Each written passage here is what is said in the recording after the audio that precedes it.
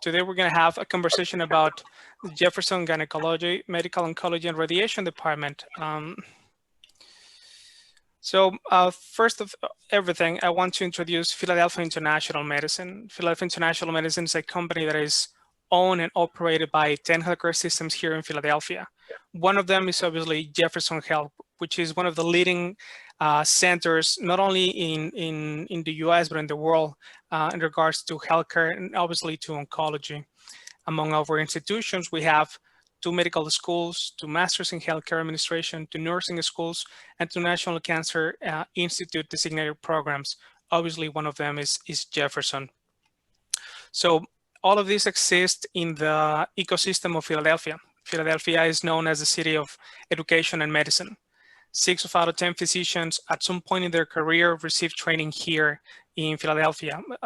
Here in the United States, 6 out of 10 physicians.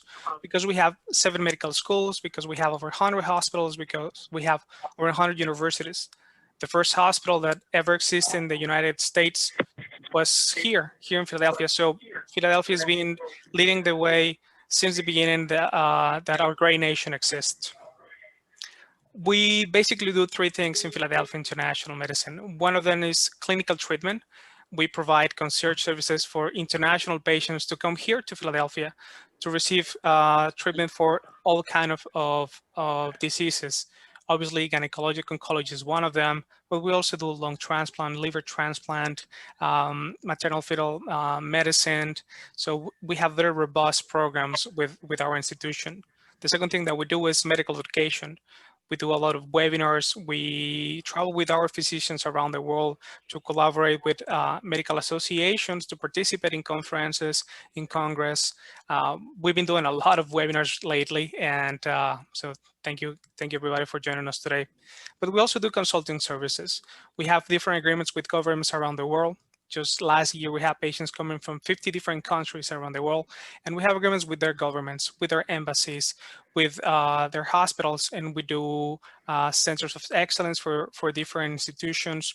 I can name, for example, one in Panama. We have an agreement with the Panama Clinic where we're doing a center of excellence for rehabilitation and one for urology. So all of this exists to serve patients around the world. Our mission is to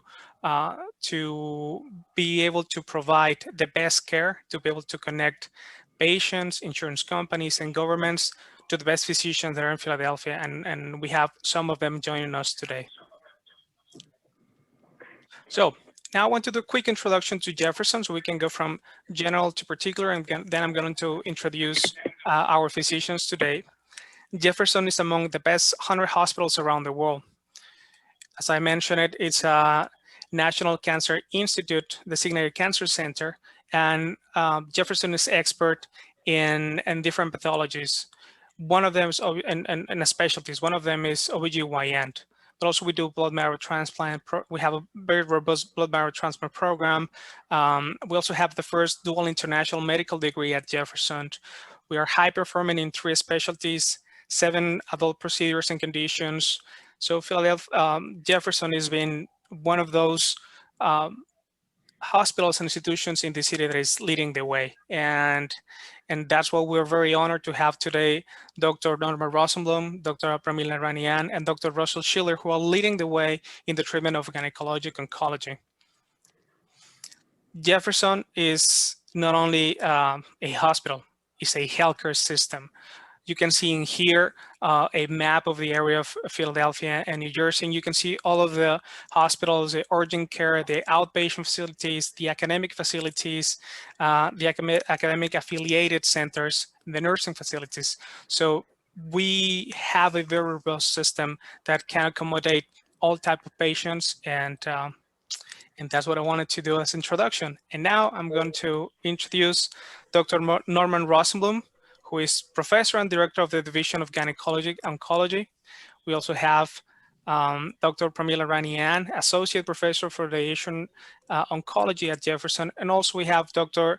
Russell Schilder, professor and director of the Medical Gynecology Oncology. Thank you, doctors, for joining us today. We really appreciate your time. So the first thing that I would like to do is to ask you, and this can be a question for any of you to answer. What are type of services the Gynecologic Oncology Department at Jefferson offers to international patients? Could be a question for you, Dr. Rosenblum. Well, thank you for asking me. Well, based on experience we've already had, I mean, patients that have any type of gynecologic cancer, the ones that you mentioned here, cervix, uterus, ovarian, vaginal, and vulvar cancers, and gestational trophoblastic disease, we manage. And we can also manage patients that have some complex benign gynecologic problems that require some advanced pelvic surgery. We also serve those individuals as well. But we have a multidisciplinary team of gynecologic surgeons, gynecologic medical oncologists, radiation oncologists with Dr. Rani and her group, as well as our pathologists. We have specifically assigned pathologists to do GYN with us. And we can provide a care of surgical management, both minimally invasive as well as open operative procedures for pre-malignant and malignant diseases of the lower genital tract, and neoadjuvant chemotherapy, and primary radiation chemotherapy, adjuvant radiation therapy for all the malignancies that we deal with in those malignancies. Thank you, doctor. Something that you mentioned, I think, is very, very interesting for everybody. I myself come from Latin America, and we see that it's evolving all over the world, the model of multidisciplinary teams. And it's something that we know it's part of the expertise of the Sydney Kimmel Cancer Center at Jefferson. So this will be a question for Dr. Schilder and for Dr. Rani. And how does your team from the surgical department, from the radiology department, interacts with the medical department for the gynecology department at Jefferson and at the Kimmel Cancer Center? Well, we actually see patients in the same physical space. So there's constant dialogue between surgeons and the medical oncologists that are administering the pharmaceutical agents. We have a full panoply of chemotherapy, immunotherapy, standard drugs, phase 1, 2, and 3 trials. We have multidisciplinary conferences on a regular basis. So everybody stays informed and, becomes greater than the sum of all its parts. Dr. Rani? Oh, sorry, thank you. Our radiation oncology department is actually across the street from where the gynecologic oncologist and gynecologic medical oncologist are located. And it's the same thing. We all have a team-based approach. We all see patients the same day. So every day that Dr. Schilder, Dr. Rosenblum, Dr. Minion, Dr. Richard see patients, we have somebody here that's available to see GYN cancer patients as well. So if Dr. Schilders has a patient that has a problem, he actually will call us. Often we see them the same day. If we have somebody that has a problem, we call them, they help take care of it, so it's very collegial arrangement. Thank you very much. I see that we also have Dr. Lindsey Minion, and I know that she just recently joined Jefferson. I also want to give her a warm welcome. And doctor, what has been your experience now that you joined this multidisciplinary team? Coming from our hospital, what can you tell physicians from around the world? What can you tell patients from around the world about how it works, Jefferson?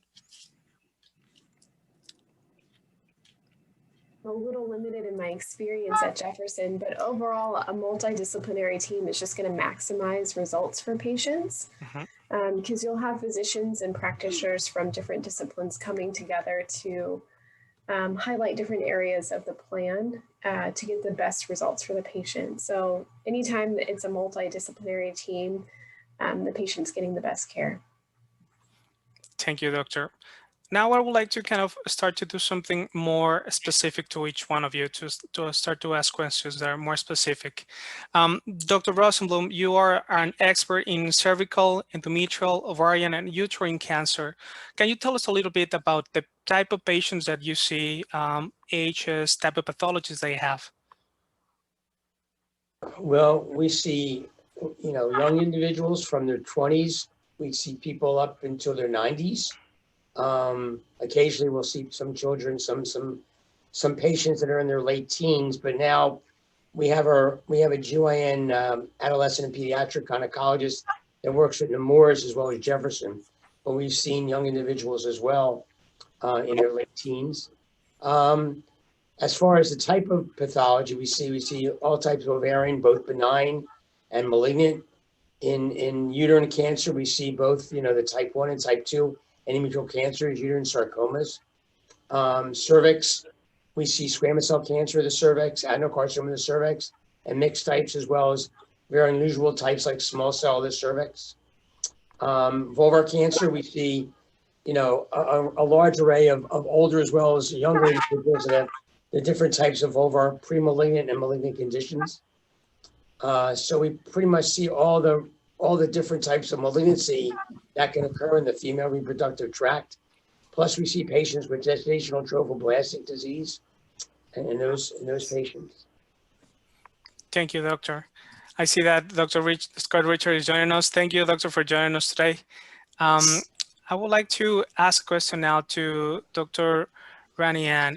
What can you tell us about the type of therapy that you will provide to international patients that come to your consult?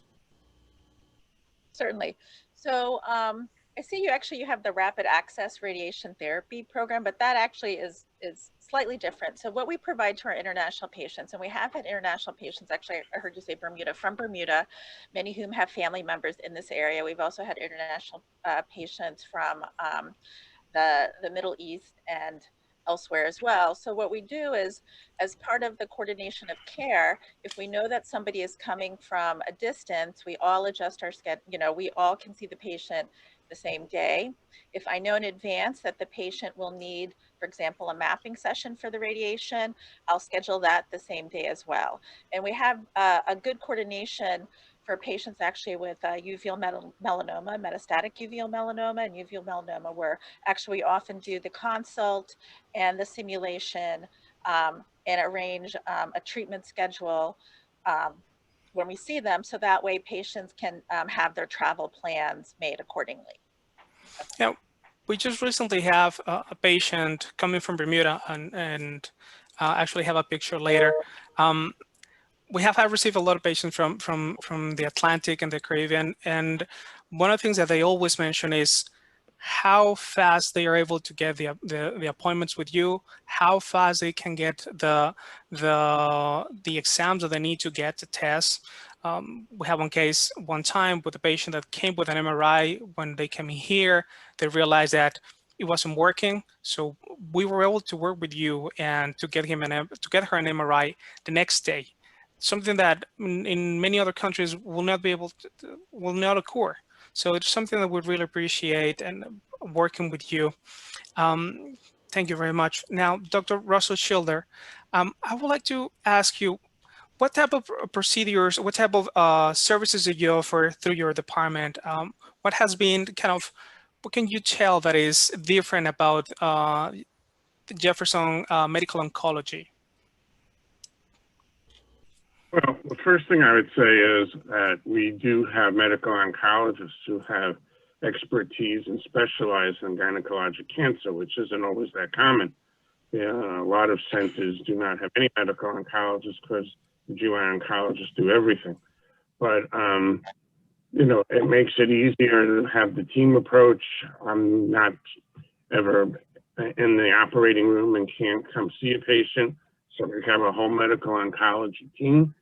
We do full chemotherapy, we do neoadjuvant, adjuvant, standard agents, immunotherapy, targeted therapy. We do precision medicine where we will send tissue to a company like Foundation and get a genomic report and then try to use that information to craft a new treatment plan. We also have access to clinical trials across all the different phases, depending on the logistics for the individual patient. Thank you, Doctor. And now I would like to ask a question to Dr. Scott Richard, and I know that he's just joining us. Dr. Russell, Dr. Schilder, mentioned about precision medicine. Can you explain to people around the world, or what is precision medicine and how does that work at Jefferson? Sure. So thank you very much for allowing me to speak today. So the way that precision medicine, the way I've always looked at it is that, as we learn more about cancer genetics and the way that cancer arises in our body and how it responds to treatment, is that treating the cancer the same for one woman to a next or one person to a next may not necessarily be appropriate. And by using precision medicine, we look for specific markers within the genome of the cancer that's arisen within that patient to see whether or not they would respond to a specific medication. So, looking to see if there's a targetable agent. A classic or a great example of that, recently is homologous recombination deficiency and BRCA mutations within ovarian cancer patients, and looking to see if those women are women that may respond better to a PARP inhibitor for use for maintenance therapy or for treatment for their recurrent ovarian cancer. So we're using a lot of that, as Dr. Schilder said, through, we use Foundation. There are a couple other institutions that are out there, but I think it's really kind of making it so that we treat a woman's cancer as their cancer, not a cancer that could be grouped into a large population base. And so individualizing the therapy for that person. And it also, I think, decreases toxicities. Thank you. Thank you, Doctor. Now, something I'm a biomedical engineer by training, and something that really amazed me is how you are able to treat a patient that has cancer, but she's also pregnant. I think that is a miracle, because you have two very contradictory situations. You have an agent that is trying to harm the patient, and you have a life in the patient that is trying to grow. So this will be a question for any of you who can help me to answer.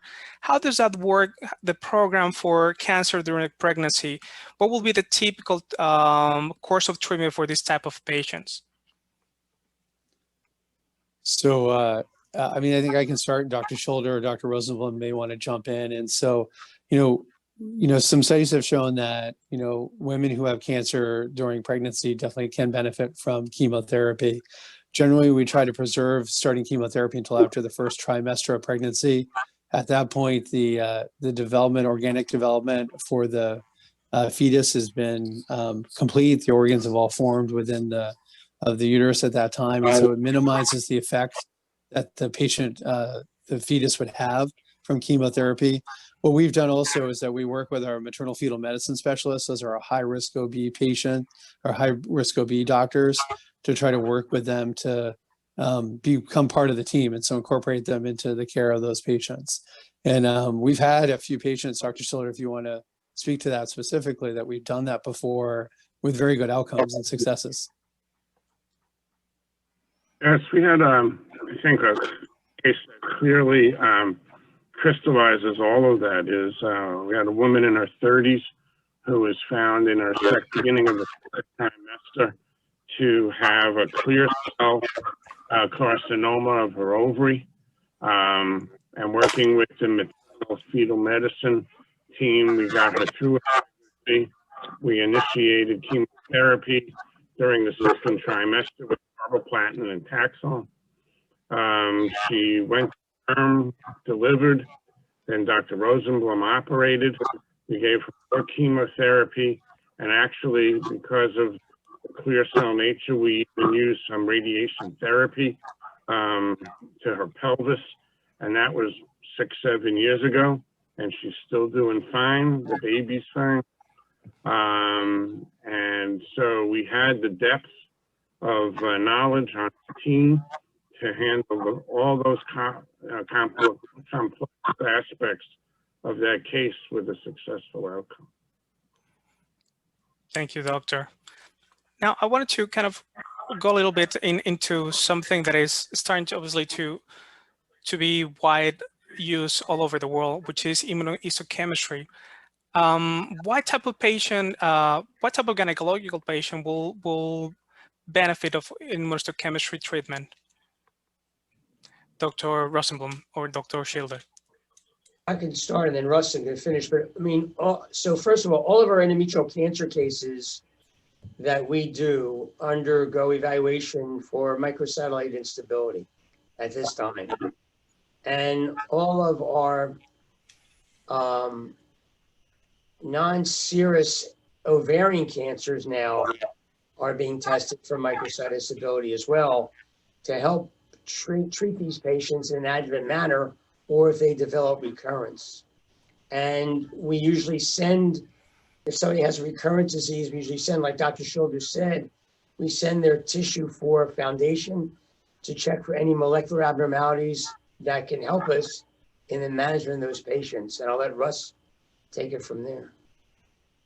We also use, from the pathologist point of view, we use immunohistochemistry to help determine, for instance, hormone receptor status, HER2 status, which can impact on decision-making as far as therapy goes. So on the diagnostic side, we use the immunohistochemistry to give us the most information. Now, if we're talking about immunotherapy, we do use immunotherapy.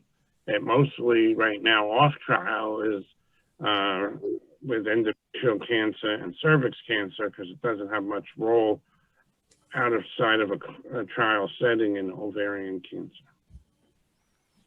Thank you, doctor. Now, I want to talk about something that is obviously in everybody's mind is patients and COVID. All throughout this pandemic, we've been keeping receiving patients from around the world, patients from Latin America, patients from the Middle East, and something that I always ask is, COVID is, we know it is controlled around the area, and we've been in we can say in a green state for some months now. But how is the care that you provide, and how do you interact with the patients and this situation of COVID? I would like to ask Dr. Pramila Rani. Sure, thank you. So, we have strict protocols that we use for patients and COVID. We have treated COVID positive patients in our department, but they are typically in hospital patients. And they are always treated at the end of the day when there are no outpatients left in the department, because everyone's worried, oh, if I come to the hospital, maybe I'll interact, but they're treated at the end of the day when there are no other outpatients in the department. The rooms is terminally cleaned afterwards. And even now during our current, time period, the rooms are, as you must know forever, the rooms are cleaned between patients. Everybody wears masks, face shields, all the personal PPE. There was at the beginning of the COVID, and I think you had mentioned, one of the papers, one of our colleagues, Dr. Simone, who also is a part of the GYN team, treats, is we discovered that some of the techniques we use to protect patients from the effects of radiation may have had may increase the risk of transmitting COVID from patient to patient. And that's what that paper is. When we do a breath hold technique for breast cancer patients, and the patients are actually hooked up to a mouthpiece, and even just worrying about the therapist using the mouthpiece, taking the mouthpiece out, as well as the equipment that we use, it's a 0.001% risk possibly of transmission, but for us that was considered still too high. So we have put that device and the breathing technique device on hold until we have a different method of ensuring the safety of the patients. Thank you. And I wanted to show a picture of one of our patients in Bermuda. Every time that we talk with her, she actually had a control not a long time ago. She always says that she loves Dr. Rosenblum and his team. She's been a patient with us for a little bit over a year.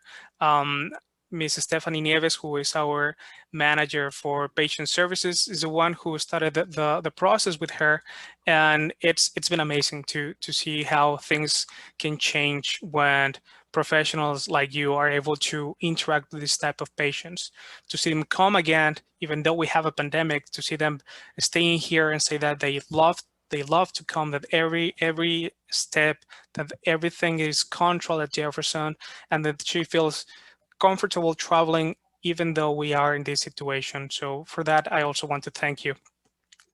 Now, I want to mention something. I want to go into another topic, and it's about collaboration opportunities. In the past, we have had physicians visiting, doing some observanships. Obviously, right now is something that we have a little bit on hold, but we've been doing a lot of webinars and academic interactions. I would like to know how it works, the academic interaction with the gynecology department services. What type of training or opportunities for observanships in the future will you be able to offer international physicians? That will be a question for Dr. Schilder or Dr. Rosenblum. Well, there's a program that Jefferson has, and like you said, it's on hold right now. But there's a program that's sponsored by Jefferson. It goes through Jefferson for physicians to do observerships here at Jefferson. And Scott and I have had a number of people come from other countries to watch in the operating room, to go to the clinics with us, and to go to all of our conferences. And we have, tumor board conferences, educational conferences, and they're able to do that. I guess there's also, we could do at this time, we could do Zoom meetings at some time, which have been what we've been doing for the last, since March, to do our conferences on. But there is a program at Jefferson for that.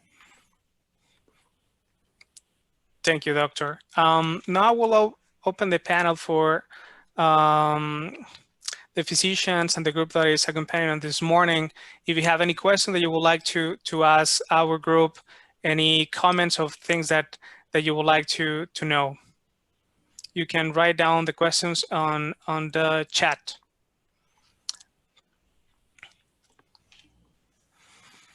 Well, we get one of the questions. I want to ask another thing to Dr. Minion, because I know she just joined the team, and it's been very, very helpful to meet her and see her perspective.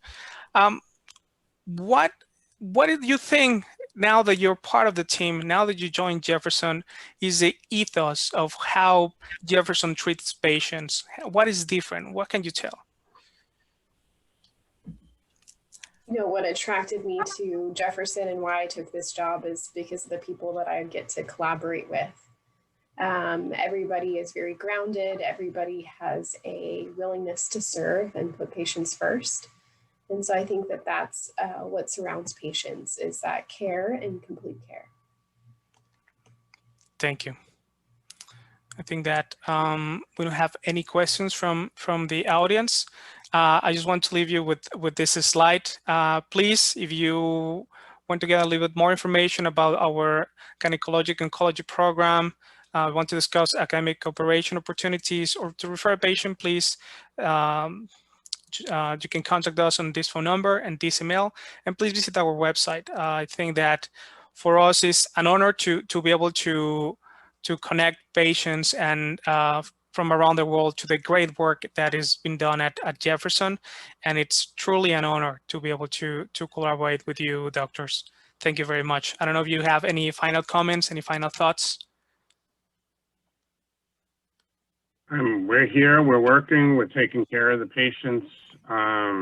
So if somebody needs us, just reach out. Thank you very much. And thank you everybody for joining us today. I really appreciate your time. I will make sure that you can get this recording for future connections. And thank you. Thank you very much. Thank you. Thank you, doctor. Have a good day. Good day. Bye-bye. You too.